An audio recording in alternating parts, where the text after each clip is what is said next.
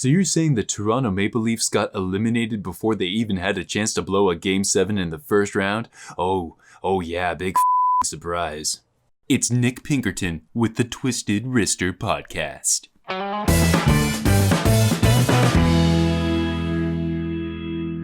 What's up, Twisters? Welcome to another Twistcast here on Sunday, August 9th, 2020. And my goodness, what an absolute crazy time this is. I'm actually coming at you from North Idaho in the town of Coeur d'Alene. I'm staying up here for the next 2 weeks to get away from the hustle and bustle of daily life here in the Bay Area. And you know what? It's pretty awesome. It's blue on the water, it's green in the trees, and it's just all around lovely, nice and serene. I'm staying at an Airbnb here with an awesome host family, I gotta say. And I drove over 15 hours to get here, so 12 hours in the car yesterday, stopped in Kennewick, Washington, the home of the WHL's Tri-City Americans. And then today I took a little bit of a pit stop in Spokane, really close to Coeur d'Alene, just on the other side of the border. And I went to the home of the Spokane Chiefs. So a little WHL teasers coming at you here on the channel. Definitely looking forward to that.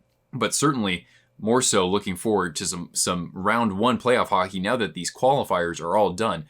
Wow, we saw some upsets. We saw some real tight games.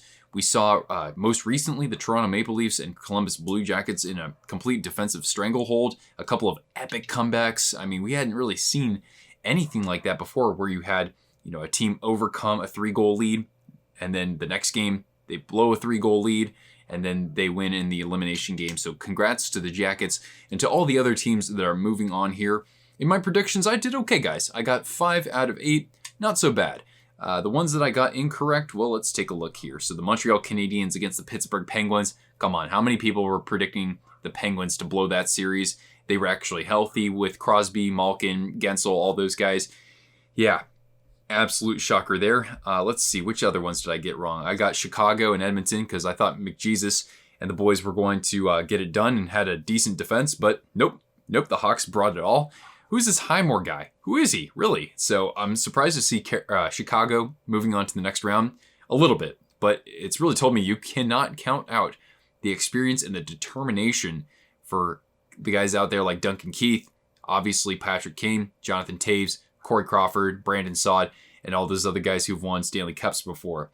Additionally, I got my Calgary Flames prediction wrong because I picked the Jets. Hey, it's okay because, Scheifele, Laine were out. And Calgary played pretty fantastic. So congrats to all those other teams that won in their series. I predicted the other series correct. And we'll take a quick look at those series in just a little bit. But before we do, recently this channel hit 1,000 subscribers, or somewhat 1,000, very close to it.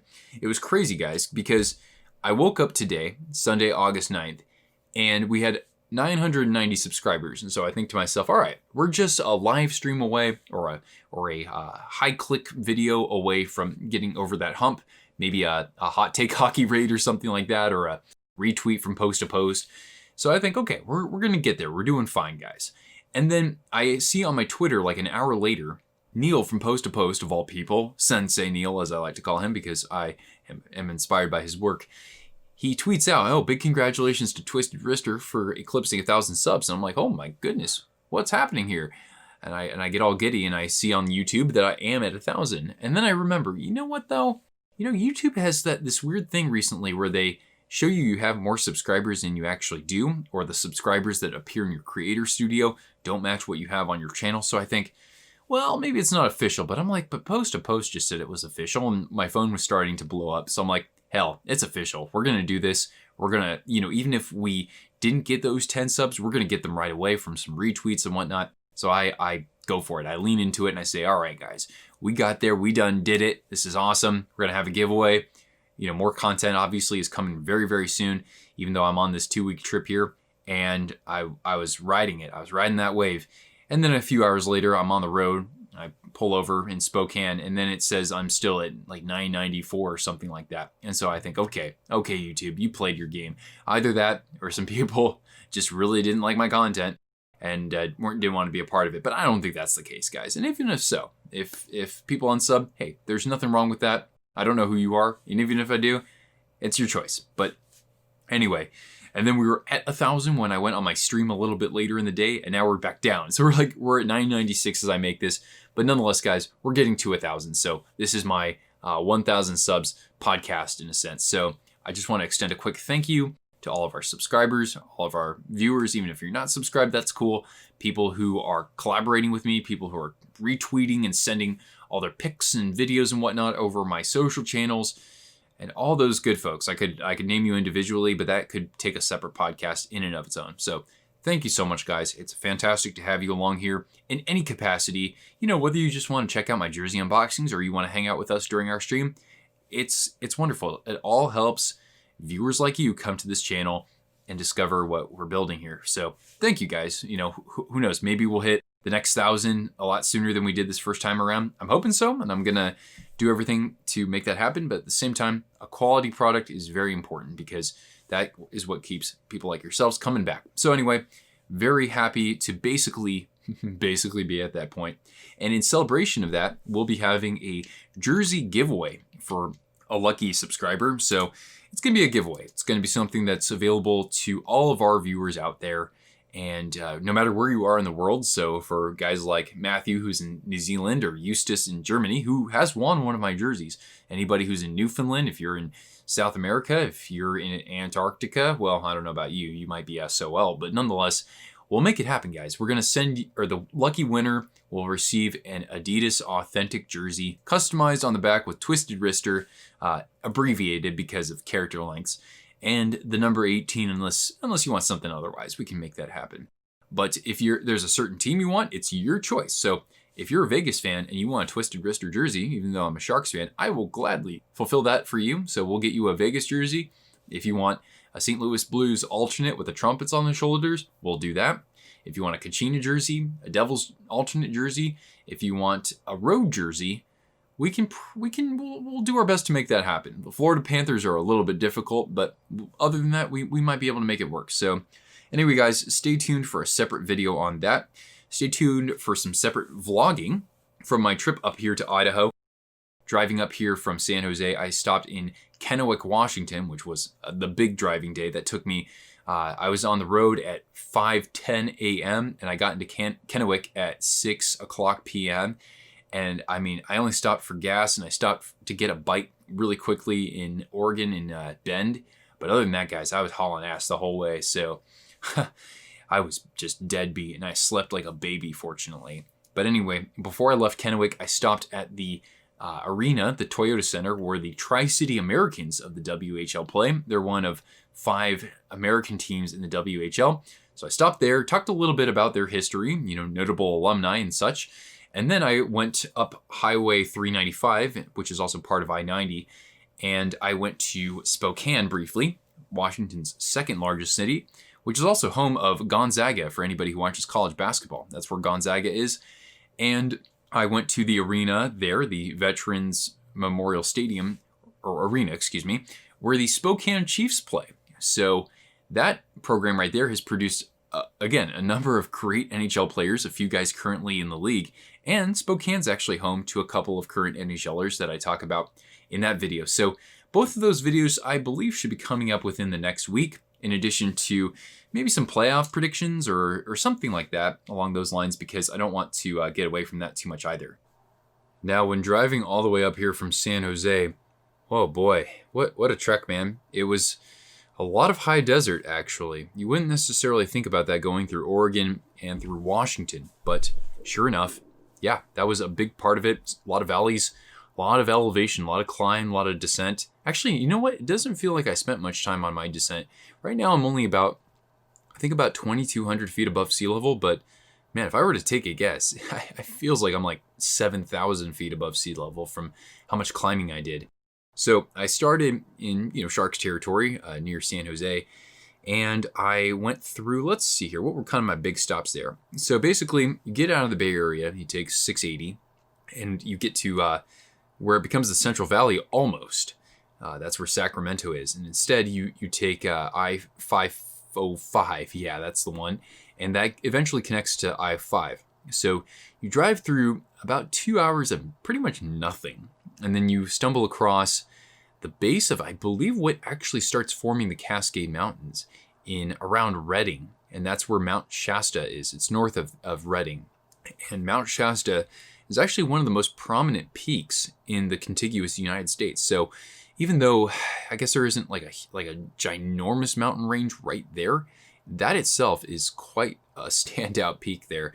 And it's beautiful there, and it's oddly enough very hot in the summertime. Like Redding, because of its low elevation, can be like 110 degrees, on a hot summer day. But Shasta itself is gorgeous. It gets plenty of snow. It's a ski resort, so driving around that is so much fun. Going through, Shasta, Lake Shasta itself is fantastic. That was probably my favorite part of the drive right there. And then you get, you're kind of going into the Oregon border, and you go into some high desert there. And actually, the landscapes are pretty neat. Something I hadn't really seen before until I went to Bend a couple of months ago. So then you actually get into southern Oregon, not quite like Crater Lake or anything there. You're a little bit inland from that, and you're in more high desert, and it's actually very heavily forested. However, there's only, it's a 2-lane road, so you can only go in one lane one way. And man, you've got all kinds of trucks on there. You've got people in campers. I mean, there's so many different places to camp and sightsee and, go hiking and kayaking and everything. I mean, Oregon is terrific. So it took me a while to get out of there. Not to mention my car is being a pain in the butt to me right now. The check engine light keeps it coming on, and I've taken it into a couple of shops and can't seem to come to a permanent solution. So the craziest thing is that instead on this trip, I might actually have to buy a freaking car to get back home. So we'll see what happens with that. And then, I didn't really go through any other big towns, I don't think. You go through Oregon and you trek along this dam there in the north central part of the state. And then eventually you end up in Kennewick. So, man, 12 hours on the road. What do? You got to listen to a lot of music or podcasts or something like that. I mean, I don't mind. I don't mind doing that myself. I certainly, enjoy the solitude of that. Excuse me. But yeah, I made it, man, and I was so damn tired.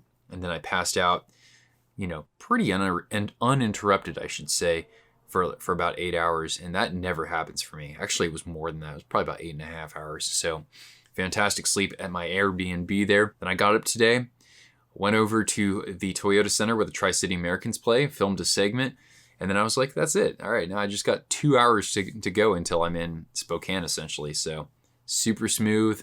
Getting to Spokane, beautiful. It's cool because basically you go from really not much to look at in eastern Washington, and then you come to Spokane and you're like, oh my God, this place is beautiful.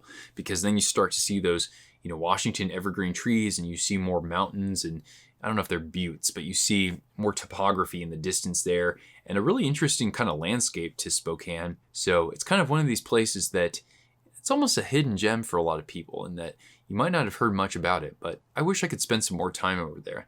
But I can probably go back there for a day or so, because it's only 30 minutes away from where I'm staying here in Coeur d'Alene. Coeur d'Alene, which means heart of the awl, A-W-L, which is some sort of tool used in woodworking. At least that's what I recall reading earlier on. It's kind of I like to call it a lesser Lake Tahoe, in that, it's a lakeside town, big time boating for fans or people who are into that sort of thing. And other than that, it's got great outdoors, lots of hiking trails. It's got some ski resorts and whatnot. So I thought, let's get a little retreat. Let's go a little further off the grid. Let's go to somewhere I haven't been. Actually, I have been here, but it was almost 25 years ago when I was, just a wee lad. Yes. So I said, let's give this another shot. Let's have some fun. And even though I've only been here for a few hours, I know that I'm going to have a very lovely 2 weeks ahead of me. So that's all I wanted to share regarding that. And of course, I'll be taking some more pictures and vlogging and all that good stuff. Anyway, guys, let's take a look. So tomorrow we've got the NHL Draft Lottery, and maybe, just maybe, I'll film a live reaction to that. I know time is very short for me with, still having to do an actual job and answering subscriber messages and stuff like that over email and Facebook and Twitter. But to at least film a reaction here for these teams that have a chance at the number one pick, potentially Alexis Lafreniere. So let's take a look at our 8 teams that could potentially come away with pick number 1. So I'm going to start from the bottom here. Pittsburgh Penguins. So they had the highest points percentage of any of these 8 teams. Pittsburgh, think about this, man. Crosby, Malkin, Lafreniere.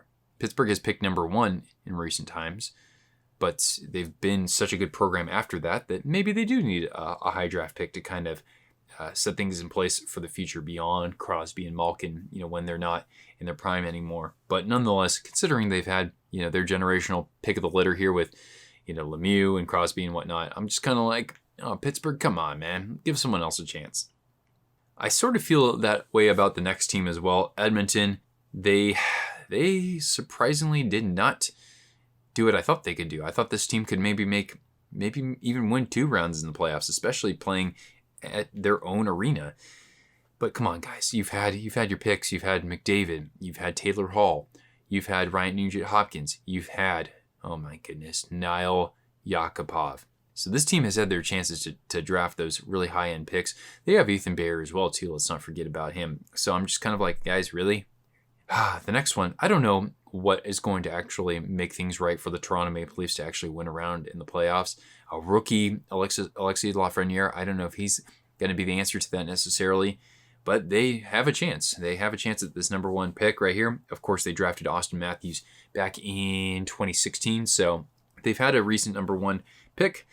I can't say that I'd be ecstatic if they got it, but you know what? Look, guys, just win a cup. I don't care how the hell you do it. Just win a freaking cup already.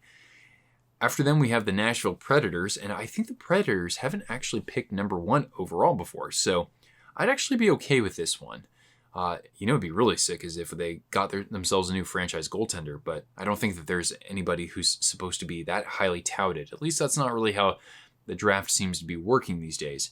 Nashville, where do I want their pick to go? Winger or maybe another puck-moving defenseman? I don't know. But of course, Lafreniere is kind of like the overwhelming number 1 pick, if not Byfield. I don't follow rookies or the draft beyond that, guys, so I'm not going to make too many speculations. Who knows, guys?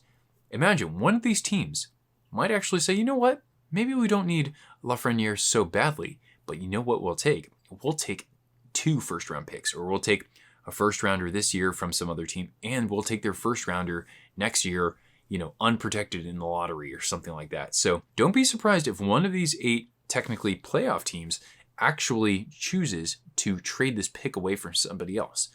Imagine if a team like, I don't know, the Ottawa Senators or the Detroit Red Wings or the Buffalo Sabres, imagine if one of those teams instead got this pick. Or imagine if, I don't know, another team in the playoffs got this pick. I think it's very possible, maybe more so than ever, that this winner of the number 1 pick actually trades this away for more value, or maybe trades it away for some other players who they've had their sights set on. So don't leave that out of the picture. Florida Panthers, come on, they've got such a good forward core. I wouldn't think it would be a waste, but considering they'll lose Dadonov and Hoffman in free agency most likely. But yeah, Florida, come on, you've had your chance to actually do something with your forward core. So I'm not really ecstatic about them getting it in that sense, although I do like the Panthers, so I won't be too heated if they get that one. The New York Rangers, I mean, this could really put them on the map, certainly. I'd like them to have a little bit more on defense, or, and obviously for Shesterkin to keep proving himself as a good goaltender in this league, but that would help set them over the edge and already put them, toward the front of contending for maybe not the division title, but it certainly would help them get back into the playoff conversation if we move back to 16 teams the following season. Winnipeg Jets, now they picked Laine in the year of 2016. I had to stutter for a second there, sorry. Have they picked number 1 overall? Other than that, not as these Winnipeg Jets, I don't think so. But again, their needs are more, I think, on defense. Of course, you got that amazing front line already, so do you put a guy like Lafreniere on the second line with Patrick Laine? I'm not entirely sure about that, but Winnipeg, I mean, that would at least be a nice consolation for Scheifele and Laine being pretty much out of this whole round against the Calgary Flames. And then number 1, for me at least, the team who I really want to see this win is the Minnesota Wild. They've never picked number 1 overall. And you know what, guys? They've never had a draft pick of theirs in which they've gotten that complete dynamic scorer franchise player. They haven't had that player yet, or at least that hasn't panned out over the years. They've had guys like Brent Burns, he was an all-star, right? They had Ryan Suter, through free agency, of course. Of course, they've had Matt Dumba and Jared Spurgeon. They have good players, but they're not necessarily the kind that they need right now to complete the roster, to complete the team. So Minnesota Wild, I'm hoping they get this one. You guys might know I'm kind of a Minnesota sports fan, so the Wild, after the Sharks, are probably my next favorite team in the Western Conference. My interest would certainly be piqued if these guys ended up with that number one pick and got Monsieur Lafreniere. So good luck to all of these teams, of course. Hopefully I get a chance to actually, film a reaction to this. People seem to be doing that sort of thing more these days. Like a fan reacts to this happening. I saw a good one with Melody Martin the other day, in which she reacted to the Leafs overcoming the 3-0 deficit against Columbus. And she doesn't even like the Leafs, but she was enjoying the comeback. So I think maybe filming something like this would be pretty fun. And of course, what would this Twistcast be without actually taking a look ahead? I want to give some impressions nonetheless of, at the surface level, what I think of these series that we're about to get here. So got 16 teams. We're back to the normal format with 7-game series. I'm certainly excited about that. There have been a couple of upsets, a couple of surprising performances. So this is playoff hockey now. Now we're really into the meat and potatoes of it. Hopefully we get some nastiness between some of these teams, or in subsequent rounds. I'm game for this, guys. We did some live reactions, and we'll do some more hockey hangouts like that. Maybe not every day, but nonetheless, we have a chance to really have some fun.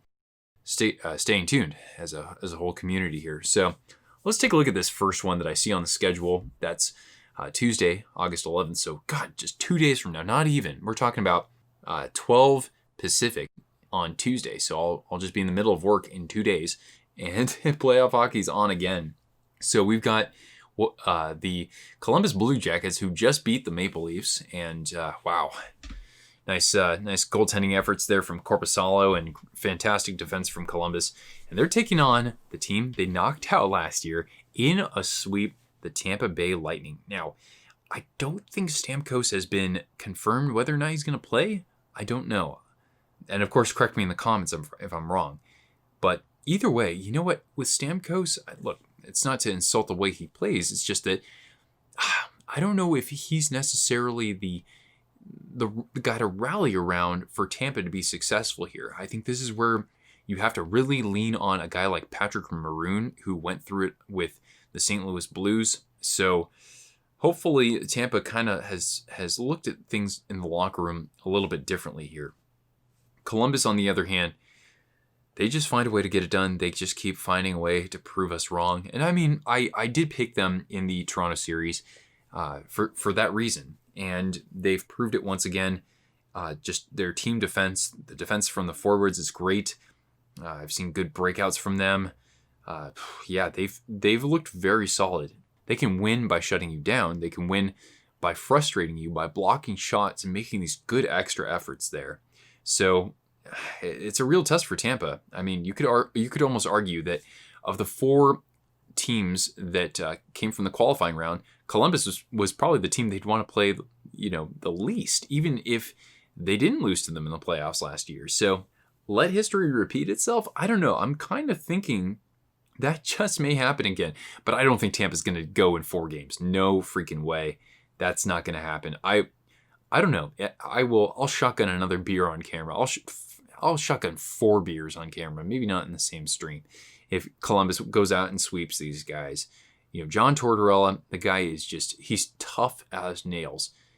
I think he's a rallying point, himself for this team. He embodies that Columbus mentality. I think it's that, these guys get counted out, or they get overshadowed. It's not like you have to have all the highlight real goals from Cam Atkinson or Pierre-Luc Dubois, but the guys have contributed. Dubois maybe the series MVP, although I got to give a shout out to my boy Boone Jenner. Fantastic series from this guy here. My favorite defensive forward in the NHL, no doubt.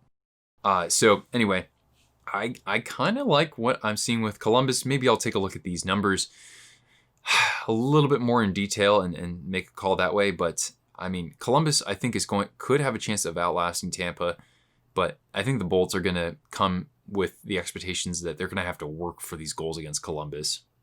The next series is one that I hadn't really pondered before, but we have Calgary and Dallas. So Calgary, really impressive against the Winnipeg Jets. I didn't get to watch very much of that series, unfortunately. And Dallas, well, I just saw the microcosm in that They had a 3-1 lead against Vegas, and they took their foot off the gas. And that scares me. When I think of Calgary, yeah, I mean, I know that Gaudreau was at least productive in these games, and it seems like they were getting overall fairly balanced. They weren't having to lean on one specific line, one specific player to do all the work for them. Tkachuk looked, overall very good, and Cam Talbot was impressive in net. So if you have Talbot and he's able to go toe-to-toe against Ben Bishop, or if they have to put in Hudobin, who had a great season in and of its own, I think Calgary right now, they should be feeling very confident. That's the thing with these teams that just won the play-in round. Some of these guys should be riding a lot of confidence, and they should be like, you know what?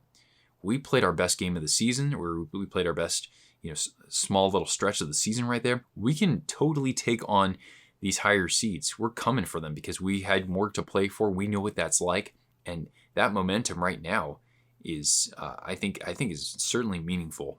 So Dallas, like I've said in previous impressions, you have to have playoff Rope hints showing up. You have to have Denis Gurianov playing a little bit like he did this year. You've got to have Joe Pavelski coming through like Joe Pavelski, and I think he scored a goal today, so that's good to see Pavelski kind of getting back into form there. But you need everybody on board there. The thing is that I think Calgary, they've already got there, and I know this team is streaky, especially under their previous coach, but they can be very, very, very hot, and they could also be just freezing cold out there. So I want to say Calgary, it could be on one of those heat waves right now. I'm kind of leaning toward Calgary, and you guys will see that. I'm kind of leaning towards some of these underdogs or some of these guys coming in off the play-in series. The next series we have is Carolina and Boston, and another rematch, guys. So rematch of the conference finals from last year. Carolina got swept, and Boston was very strong and nearly won a Stanley Cup. I think in this case, Carolina, they were certainly dominant. They were the only team who swept their opponent, taking out the New York Rangers. And I thought Carolina would have done that. Not in a sweep, but I thought they would have won that series just because top to bottom, I like how they're built. Sebastian Aho was tremendous that series. And of course, Andrei Svechnikov had a hat trick. Jacob Slavin, another fantastic few games there for him. And really, Mrazek didn't have to do much work.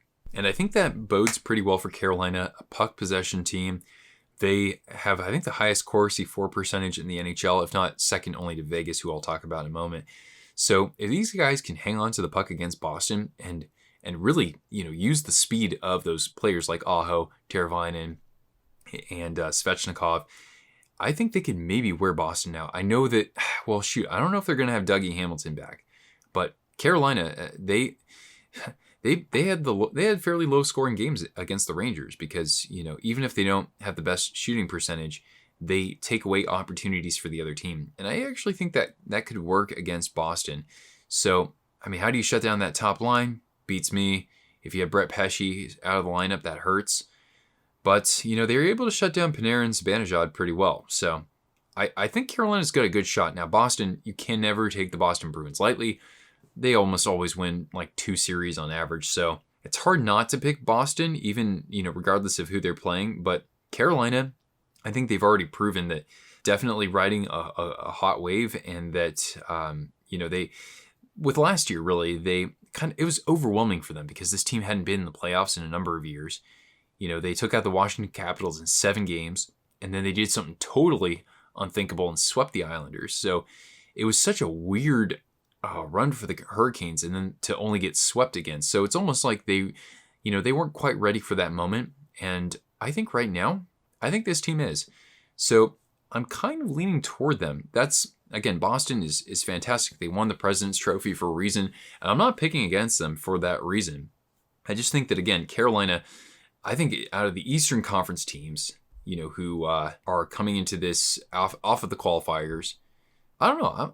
I'm siding with Carolina on this. I really believe in Brind'Amour, and again, that roster to me, I think, can definitely cause some fits for Boston if they're gonna hang on to the puck more, especially if they can win some faceoffs. And I know that won't be easy, but Hurricanes, that's gonna be very interesting there.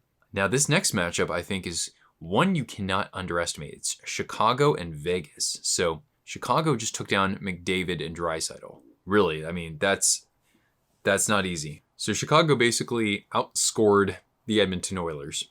Good for them, Kane played very nicely. Taves played pretty well. And their fourth line and this secondary scoring, like they had like 2 points or a goal and an assist on one game from Oli Mata.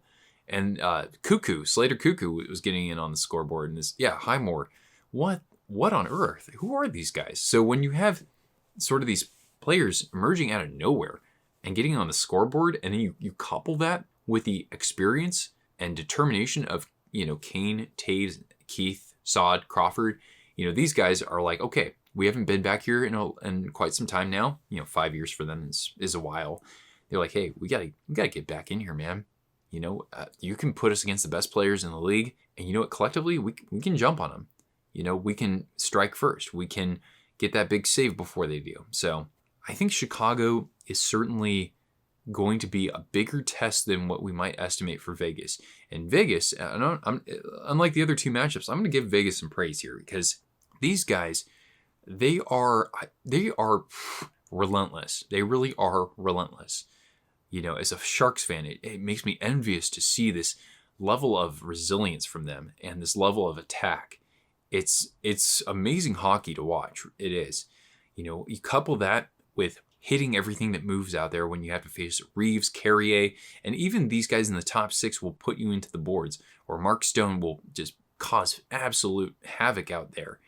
So Vegas is built so well in that sense. I don't know how they do it. I think in this case, kind of like Chicago, they can outscore their problems. The goaltending in that opening round wasn't particularly flashy, or that round robin.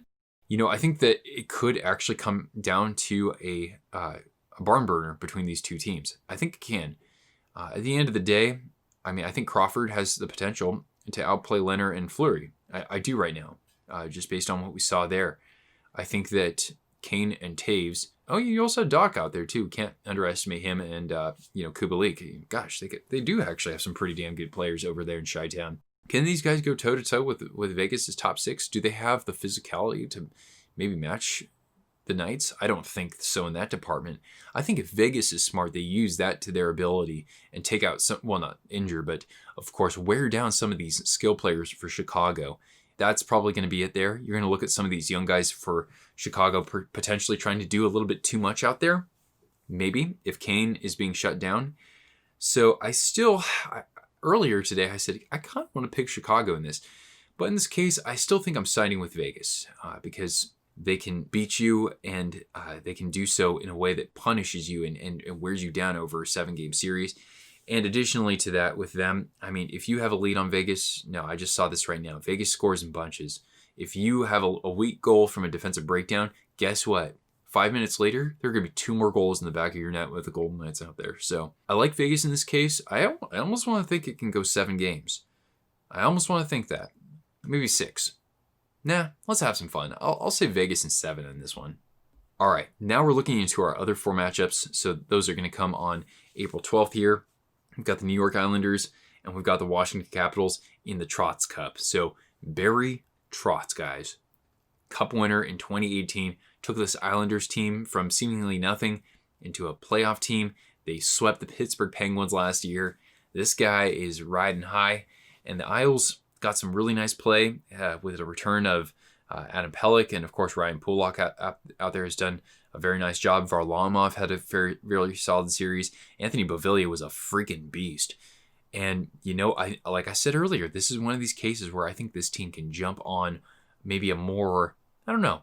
Of course, I'm not out there on the ice with the Washington Capitals, but these guys are been there, done that, Most of them are still part of this roster. And that same grit and determination and kind of underdog mentality is certainly not with them versus a team like the Islanders. So, right from the get-go, the Islanders have got me liking what I'm seeing there. Now, Washington has some more established veteran players who maybe are benefiting from being away from competitive action for 4 months. So these guys actually might have just needed the round robin as a tune-up and then could turn it into another gear. It'll be interesting seeing Ilya Kovalchuk out there in the playoffs once again. But nonetheless, looking at the goaltending, I think Varlamov, who is a former Capital, I think he has a chance to outduel Holtby. So based on that, I think the Islanders could win this. And I'm sorry, Caps fans, but I think the Isles could do this in 5 games. I'm pretty sold on them after that series against Florida, doing just a really nice job limiting the quality of chances that the Panthers were able to get in 5-on-5 play. And actually on the power play, they were pretty underwhelming there too. So Islanders, I'm leaning towards them. The next series, the Arizona Coyotes, who beat the Nashville Predators in 4 games, against the Colorado Avalanche. So interesting. Lot of high-flying offense on Colorado, and not to say that they're not, a deep team or a versatile team, but I think of their offensive capabilities and compare that against Arizona's defensive capabilities. In net, Darcy Kemper was a machine against Nashville, series MVP right there without question. But for Colorado, you do have solid goaltending in Grubauer and or Francouz, so they can go to either one of these guys. Can they outduel Darcy Kemper? Well, I think of what Grubauer did in the playoffs last year against Calgary. He looked really sharp there, and he looked pretty good against San Jose too. So I could see him playing this whole series, or Francouz. Maybe this guy actually looks like the Francouz who played in the regular season and just put up these lights out numbers. Arizona, I was singing the praises a couple of years ago, saying this team was on the rise. They were going to get back in the playoffs. I picked them to beat Nashville. I think that, that was one of the picks I was most confident about. But you know what? Colorado, to me, is absolutely deadly. I'm thinking that they could become one of those teams that can beat you a number of ways, even if they're not putting up a ton of goals against Arizona defensively. You look at like a Matt Nieto out there, Pierre-Edouard Bellemare, JT Compher. You look at the back line, the blue line, with Eric Johnson out there, Ryan Graves. I think this team could beat Arizona almost at their own game. I just think that the versatility there is terrific. Arizona, I don't know how they're going to quite get this done. Taylor Hall hasn't been extraordinary necessarily in the first few games. Kessel had a nice goal in the last game there. But other than that, the firepower, it got the job done against Nashville. But I think goaltending is stronger for Colorado. So I still think that Colorado gets this series, I'd say probably around 6 games. So I guess I am kind of making my predictions so far, guys. So recap these earlier. I'll say Columbus in 6. I will say Calgary in 6. Sure. I'm going to pick Carolina in 7, and I'll pick Vegas in 7. And then Islanders and Capitals, I'm going to go hot take. I'm going to say Islanders in 5. I'll take Colorado over Arizona, in 6 games right there. Arizona, I don't know. I certainly like how this team has been built despite some scoring deficiencies. I'll pick the Avalanche, though, in 6 games. The next series, we've got the Canadiens. Wow. That's really got to be the surprise of the qualifiers right there as they beat the Pittsburgh Penguins.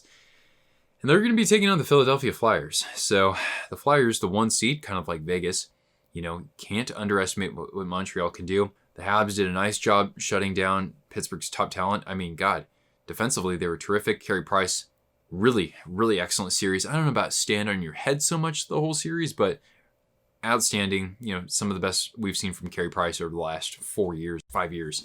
So Montreal, I like, the job they did on defense there.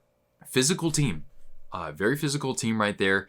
So don't underestimate their ability to wear teams down in that department. You look at players like Joel Armia, you look at Arturi Lehkonen. I saw him very active in this past series.